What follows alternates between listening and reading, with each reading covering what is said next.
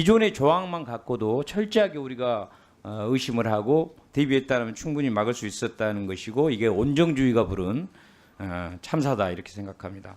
예를 들어서 이 교원이 21년에 58일, 23년에 59일, 24년에도 56일 병가를 냅니다. 10월 14일부터 12월 8일까지요. 그리고 바로 12월 9일 날 그 다음 날 6개월 질병 휴직을 하는데 6개월 휴직을 해놓고는 20일 후에 바로 12월 30일 날 방학이 시작할 때 바로 복귀를 합니다. 자, 좀 이상하지 않습니까?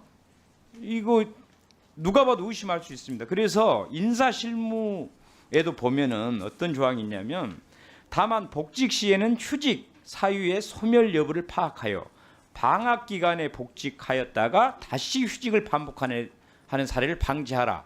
이렇게 인사실무에 나와 있습니다.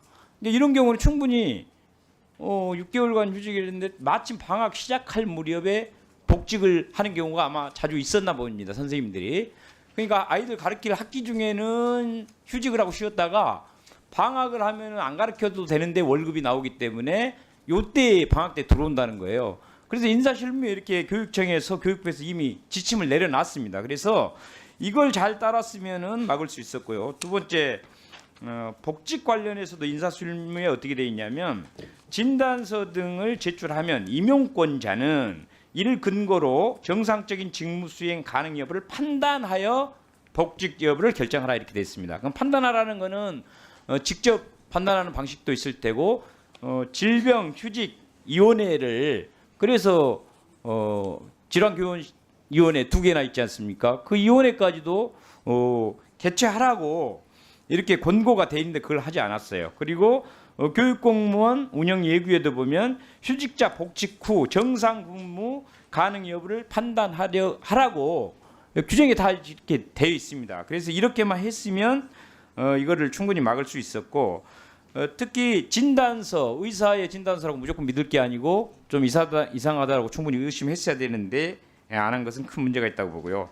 그 다음에 컴퓨터를 파괴하고 동료 교사를 폭력을 했을 때도 즉각 분리 조치를 할 수도 있었다고 봅니다. 예를 들어서 교원지휘법 제19조에 보면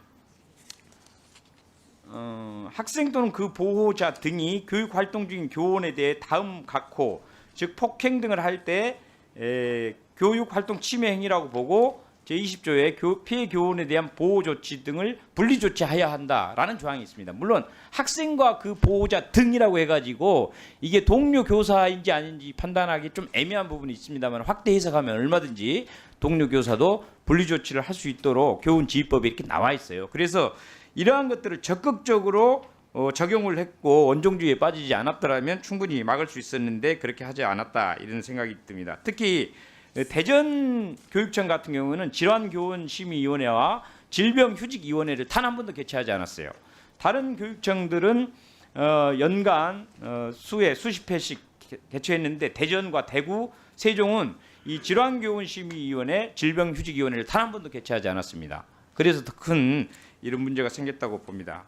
따라서 자 이거에 대해서 우리 교육감님 지금까지 제가 지적한 거 어떻게 생각하십니까? 아니 저희 교육청에서도 그동안에 질환교원 심의위원회는 한 3회 정도 이렇게 개최했어요. 필요한 경우에. 아까 말씀드렸듯이 이제 아까 잘못하게 되면은 교권 침해라든지 어떤 개인 인권 침해 이런 사안이 발생할 것 같아서 그런 면에서 상당히 신중을 기하했습니다. 그래서 아까 말씀드렸듯이 우리 그 문제가 터졌을 때 이제 시교육청에서는 오후에 이제 서부교육지원청 지원청에서 담당했던 해당 교사 관련 사안을 공유하고 2월 7일 날 학교를 방문해서 조사할 것과 네. 학교에 자, 이제 질환교원 심의위원회 시간이 없으니까 제가 마무리하고 휴직위원회에 안내해 줄 것을 지시했습니다. 그래서 2월 10일 날 서부교육지원청에서는 유초등교육과 과장하고 담당장사가 말씀드린 2명이 해당 학교를 방문해서 관련 사항을 조사하고 분리조치 등의 의견과 질병휴직위원회 심의 가능 여부 등을 안내했습니다.